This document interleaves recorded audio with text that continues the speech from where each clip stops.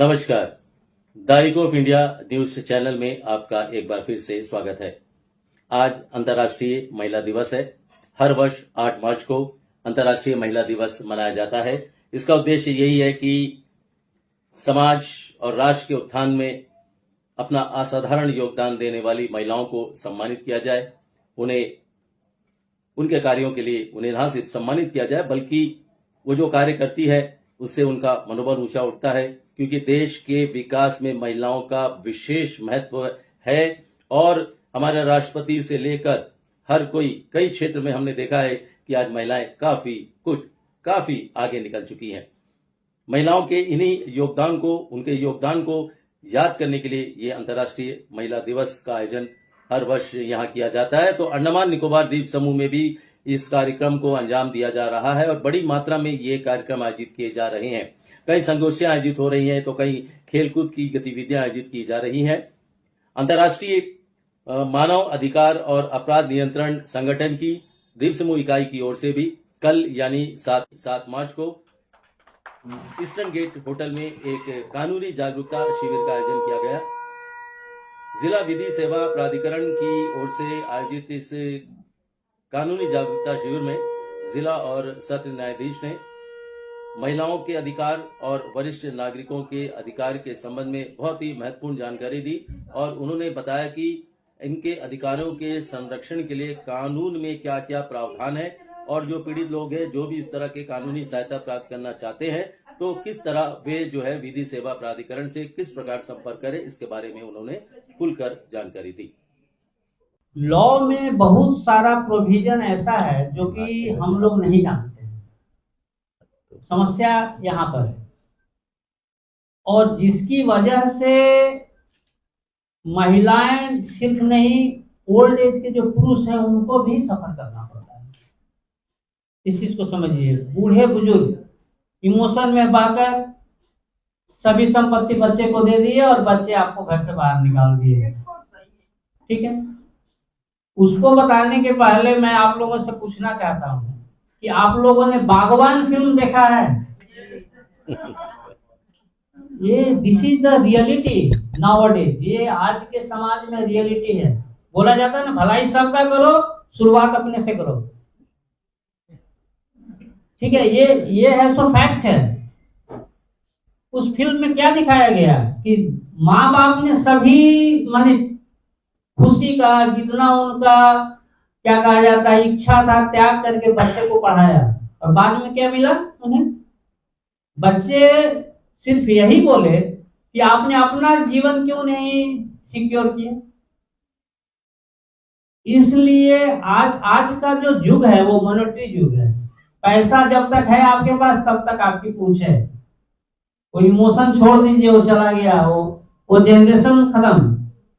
आज आपके पास पैसे रहेंगे, मधु रहेगा तो मधुमक्खी सब आपके पास रहेंगे। इसीलिए मेरा एडवाइस ये रहेगा कि अपने जीवन के रहते आपको अपना कोई भी चीज, कोई भी सामान पूरी तरह से बच्चे को नहीं दे देना है। ये सुनने में खराब लग रहा होगा, लेकिन दिस इज द रियलिटी। मैं एक ऐसा उदाहरण जानता हूं कि बच्चा बॉम्बे में नौकरी कर रहा है और माँ बाप को बोला कि मम्मी पापा तुम वहां चले आओ और मेरे साथ रहो, हमारे पास तो घर नहीं है रहने के लिए, तुम अपना घर बेचकर चले आओ। घर बेचकर चले गए और वहां से मार के भगा दिया, वहां घर खरीद कर। This is the fact nowadays. ये रियलिटी है। इसको जितनी जल्दी आप समझेंगे उतना सुखी रहेंगे। अब क्वेश्चन ये उठता है कि आपकी जो संपत्ति है, आप तो कोशिश ये करेंगे कि आपके जीवन रहते वो संपत्ति को ठिकाने लगाया जाए। इसीलिए तो आप कभी गिफ्ट कर देते हैं, बच्चे को बेच देते हैं। ठीक है, शेयर डीड कर दिया, गिफ्ट डीड कर दिया, ठीक है, डोनेट वही गिफ्ट हुआ, कर देते हैं। और जैसे ही आप करते हैं दूसरे दिन से देखिएगा उनका बहू और बेटे दोनों का व्यवहार कर, क्योंकि बेटे का तो रिमोट कंट्रोल बहू के हाथ में है। तो सीधा हिसाब है, वो तो सभी के घर में यही हिसाब है। ये एक के घर में है और दूसरे के घर में नहीं है, ऐसा नहीं है। इस चीज को आप जान लीजिए। इसलिए जब तक आप जीवित रहें और संपत्ति आपके पास रहे, पैसा आपके पास रहे, और आपके नहीं रहने के बाद वो पैसा उनके पास जाए, इसकी व्यवस्था तो करनी होगी, लेकिन अपने को तो सिक्योर करके व्यवस्था करनी होगी ना। जैसे मैं बोला कि गिफ्ट कर दिया, उसके लिए एक प्रोविजन है ट्रस्ट, इस चीज को नाम ट्रस्ट डीड बनता है। ट्रस्ट डीड जैसे विल आप बनाते हैं ना, उसी तरह से विल होता है, गिफ्ट होता है, सेल होता है, उसी तरह से ट्रस्ट डीड होता है। ट्रस्ट डीड में क्या होता है, उसमें लिखा हुआ रहता है कि हम आज एक ट्रस्ट अपने प्रॉपर्टी को लेकर क्रिएट कर रहे हैं, जब तक मैं जिंदा रहूंगा मैं उसको भोग करूंगा, मेरे मरने के बाद मेरी वाइफ उसको भोग करेगी, और हम दोनों नहीं अगर रहेंगे तो मेरे बच्चे के पास ये चला जाएगा। और अगर बच्चे हमारे जीवन रहते हमें देखभाल अगर नहीं करेंगे तो ये प्रॉपर्टी रामकृष्ण मिशन किसी को चला जाएगा। यानी कि अगर तुमने हमारे साथ कुछ बदमाशी किया तो वो प्रॉपर्टी तुम्हें भी नहीं मिलेगा, वो चला जाएगा दूसरी तरफ। ठीक है, आपको तो सिक्योर करना होगा अपने आप को, बिना सिक्योर करे तो होगा नहीं। तो आप अपने आप को सिक्योर किया आपने, आप अपने फैमिली को भी, आप अपने बच्चे को भी सिक्योर किया, और अगर वो बदमाशी आपके साथ करेंगे तो फिर उनको भी आउट कर दिया, तो उसकी लोभ में आपको करेंगे। क्योंकि मैं बोला क्या पहली बार कि आज का युग जो है वो मॉनेटरी युग है।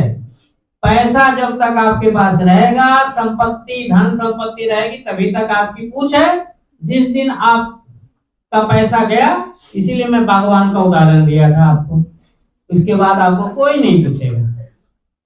ठीक है, एक एक्सपेक्ट ये हो गया। ठीक, दूसरी बात क्या है, सपोज मान लीजिए आपकी एक बेटी है और एक बेटा है। ये सुनने में खराब लगेगा, लेकिन आज भी हमारे समाज में लड़कियों को बर्डन समझा जाता है। सुनने में खराब लगता है, लेकिन ये बर्डन आज भी समझते हैं हम। उसका कारण क्या है, जैसे ही बेटी विदा हुई, इसके बाद हम क्या बोलते हैं, भाई तू अपना घर संभालो। अगर वो किसी तरह से अगर आ भी जाती है तो आप उसको अपने यहाँ अपने मर्जी के अगेंस्ट रख भी नहीं सकते हैं, क्योंकि आपके यहाँ एक फॉरेन बॉडी बहू आ गई है। ठीक है, वो नहीं चाहेगी कि आगे हमारी ननद हमारे पास रहे, लेकिन वो सब समय ये चाहेगी कि अगर हमारे साथ ऐसा हो तो हम अपने जाके ननद के साथ रहें।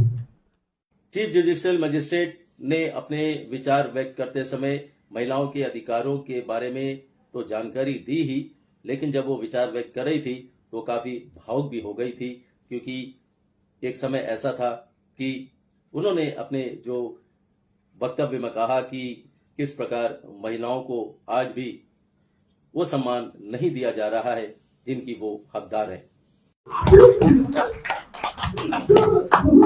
सुविधा दे, जो लड़का तो दे रहा है आप लोग, वो ये समान सुविधा का लड़की के दे, वो भी पिता माता के बुढ़ापे का सहारा बन सकते हैं। ये मैं आपको बोलना चाहती हूँ।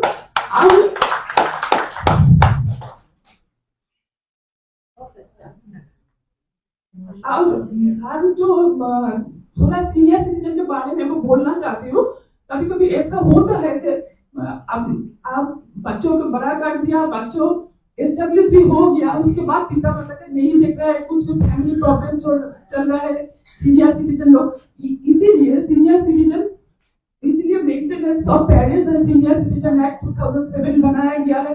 कभी कभी होता है ना, पिता माता को कुछ फुसलाकर कुछ गिफ्ट कर लिया है, और उसके बाद वो पिता माता को देख नहीं रहे। उधर प्रोविजन है कि वो एग्जीक्यूटिव मजिस्ट्रेट के पास जाकर एप्लीकेशन डालने से कोई प्रोसीडिंग चलेगा, उसको पास वो एग्जीक्यूटिव मजिस्ट्रेट वो गिफ्ट कभी कैंसिल कर सकते हैं, ऐसा प्रोविजन है। इसीलिए कोई प्रॉब्लम हो सीनियर सिटीजन के बारे तो बोल रही हूँ, कोई फैमिली प्रॉब्लम फेस कर रहा है, कोई कुछ का बच्चा देख नहीं रहा है, ऐसा अगर कुछ है तो मैं डिस्ट्रिक्ट लीगल सर्विस अथॉरिटी का सेक्रेटरी हूँ।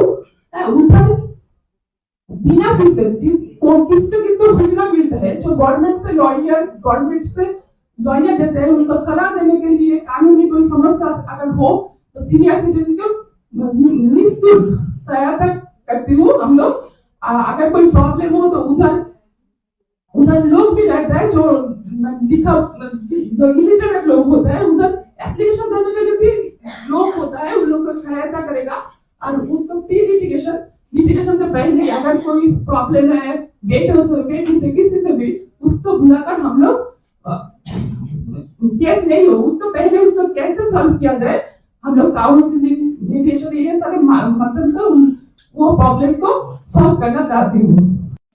संगठन की स्थानीय अध्यक्षा सरस्वती नारायण ने उपस्थिति का स्वागत किया और स्वागत भाषण के दौरान उन्होंने जितने भी अतिथि थे उन्हें बुके, फूल और शॉल भेंट करके उन्हें सम्मानित किया। इस अवसर पर बड़ी संख्या में महिलाएं भी उपस्थित थी और उन्होंने भी अपने विचार साझा किए। तो मैं आप सभी से एक बार पुनः अनुरोध करती हूँ कि इसे बहुत ध्यान से सुने और आखिरी में आप लोग का पूछने का इंटरेक्शन सेशन भी सर ने कहा कि जरूर रखें कि आपने क्या समझा और क्या सीखा। तो अभी मैं आप लोगों से अनुरोध करती हूँ कि आगे की जो प्रक्रिया होगी उसमें धैर्य रख के इस प्रोग्राम को आगे सुचारू रूप से ले जाने में। अंतर्राष्ट्रीय महिला दिवस न सिर्फ महिलाओं को सम्मान देने के लिए, उनके अधिकारों के संरक्षण के बारे में उन्हें जानकारी देने के लिए मनाया जाता है, बल्कि आज हम ये कह सकते हैं कि महिलाएं आज किसी से भी कम नहीं है। अंतरिक्ष का क्षेत्र हो, समाज में कोई भी क्षेत्र हो या राजनीति का क्षेत्र हो, हर तरफ महिलाएं आज आगे निकल रही हैं और काफी आगे निकल चुकी हैं।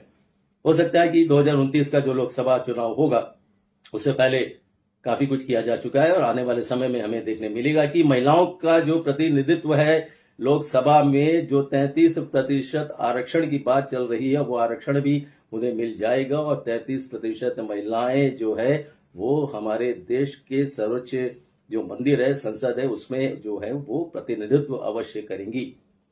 बहुत पहले एक पिक्चर आया था स्वयंवर, जिसमें संजीव कुमार हीरो थे और शायद विद्या सिन्हा उसमें हीरोइन थी। उसमें गीतकार ने एक गाना लिखा था और से उसमें जो धुन बनाई थी, वो गाने के बोल कुछ इस प्रकार है कि नारी कुछ ऐसन आगे निकल रही है, मर्दन के पांव तले धरती खिसक रही है। उस समय लिखा गया जो गीत आज कितना सत्य साबित हो रहा है कि महिलाएं किसी से कम नहीं है। आज वो हर क्षेत्र में आगे बढ़ रही है और इसी तरह वो आगे बढ़ती रहेंगी।